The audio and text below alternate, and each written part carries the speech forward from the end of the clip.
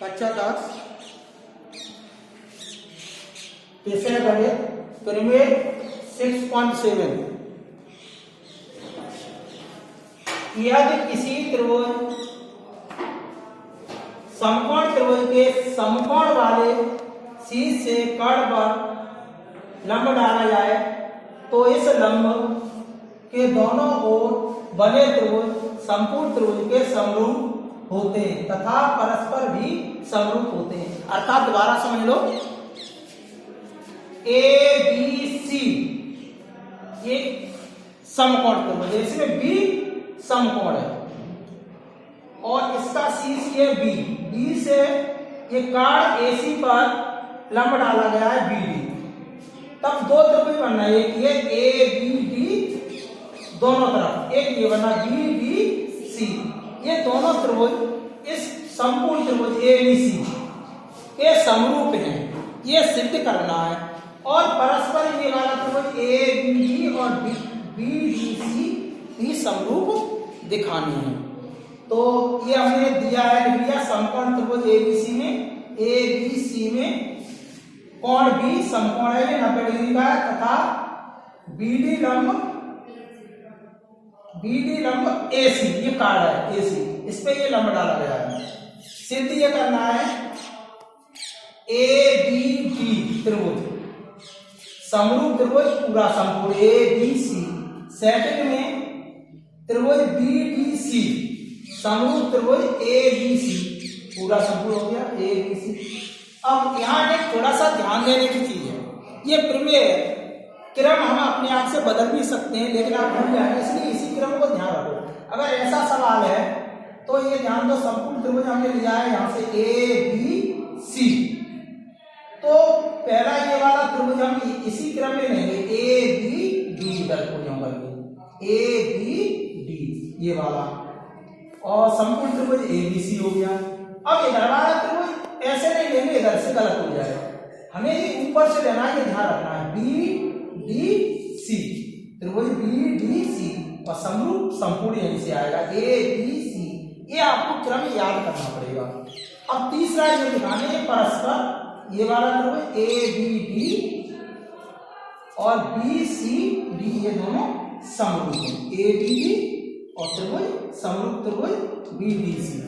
अब हम पहले सवाल को उत्पत्ति करते हैं। अब इधर आ जाओ, अब चित्र को भी ध्यान रखना है यहाँ उत्पत्ति के लिए, ये चित्र भी देखना होगा और इसको भी देखना होगा। पहला यह त्रिभुज ए बी डी तथा त्रिभुज ए बी सी में, यह त्रिभुज ए बी डी और संपूर्ण त्रिभुज ए बी सी। अब इसी चित्र में देखना, पहले यही समझ लो तब बताएंगे। ये हम पहले ए बी डी, इसमें ये वाला कोण 90 डिग्री का आ रहा है, ये वाला कोण कितने का 90 डिग्री का, और संपूर्ण में ए बी सी ये वाला 90 का, ये दे रखा है 90 डिग्री का, ठीक है। तो ये दोनों कोण हमारे प्रत्येक 90 के बराबर हो जाएंगे, 90 के, इसलिए दूसरा कोण फिर आ रहा है, ये देखो ये वाला त्रिभुज कोण है जो ए, ये वाला कोण है ए, तो इस त्रिभुज में भी आ रहा है, देखो ए बी डी ये वाला त्रिभुज लेंगे तो ये कोण आ रहा है, और ये संपूर्ण त्रिभुज लेंगे ये वाला ए बी सी ये पूरा वाला, तब भी ये कोण आ रहा है। तो ये दोनों के लिए उभयनिष्ठ है, यानी दोनों का साझा हो रहा है, तो ये दोनों उभयनिष्ठ।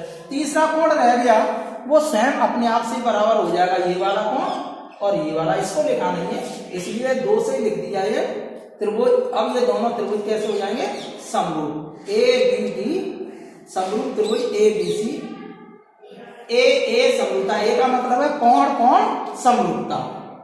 इसी प्रकार अब दूसरा पार्ट है इसका बी डी सी तथा त्रिभुज ए बी सी में।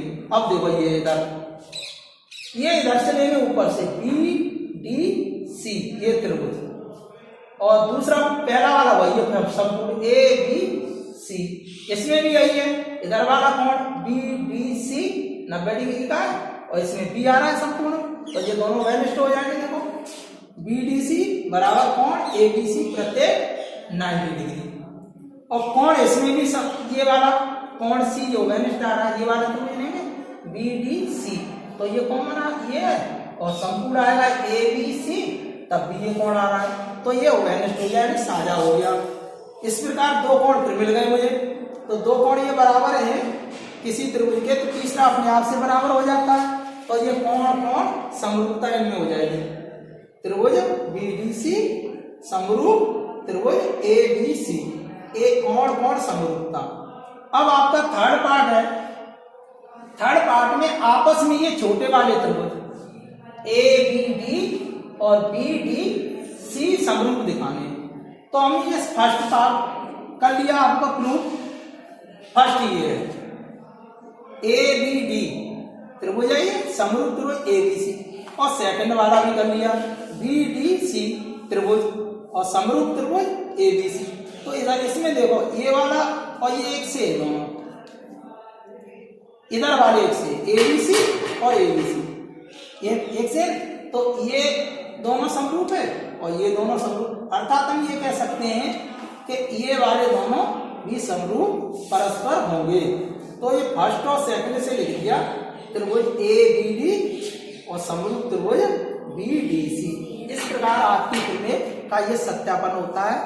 Thank you.